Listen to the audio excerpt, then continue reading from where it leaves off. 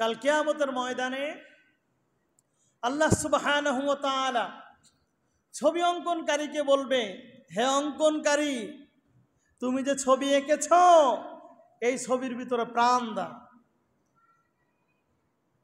যতক্ষণ পর্যন্ত এই ছবির ভিতরে সে প্রাণ না দিতে পারবে ততক্ষণ পর্যন্ত তাহাকে জাহান্নামে জ্বলতে হবে। তার মানে বুঝছেননি, মানুষ কারো ভিতরে প্রাণ দিতে পারে?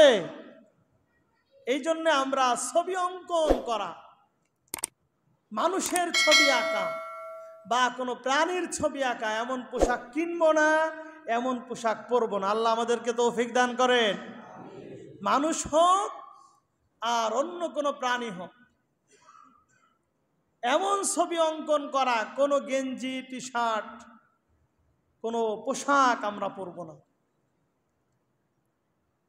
অনেককে দেখা যায় কিছু কিছু পোশাক পরে, এমন একটা টি শার্ট পরেছে, তার উপরে তার পছন্দের নায়িকার ছবি আছে না নাই?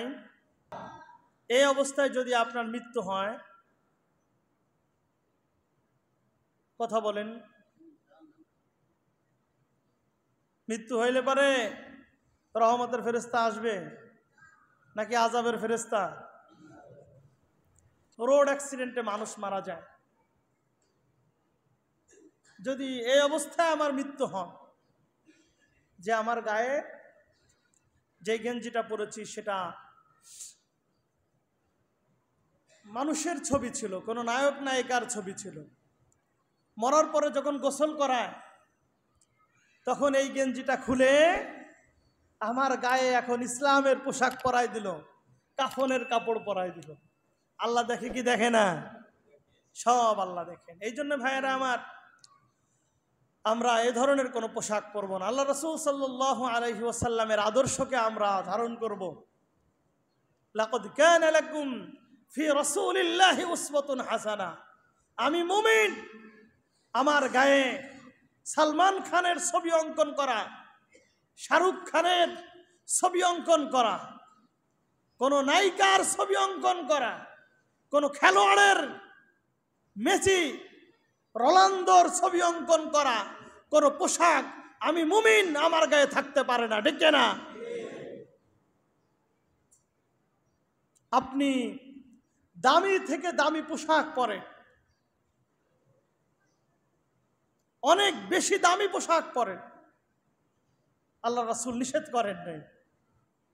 অনেক টাকা দিয়ে একটা জামা কেনেন, একটা পাঞ্জাবি কেনেন, নিষেধ করেন নাই, কিন্তু নিষেধ করেছেন ওই পোশাক যেই পোশাকের উপরে মানুষের ছবি থাকে।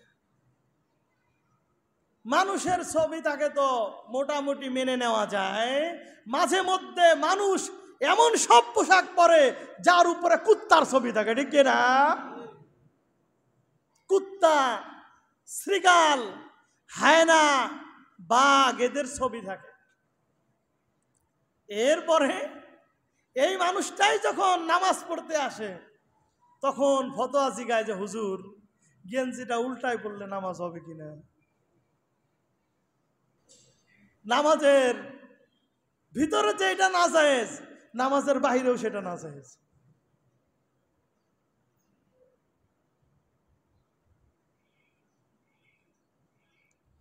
প্রিয় ভাইয়েরা আমার, এই জন্য আমরা পোশাক পরার ক্ষেত্রে স্বাভাবিক ঢিলে ঢালা সুন্দর পোশাক পরব। আল্লাহ তাআলা আমাদের সবাইকে তৌফিক দান করেন।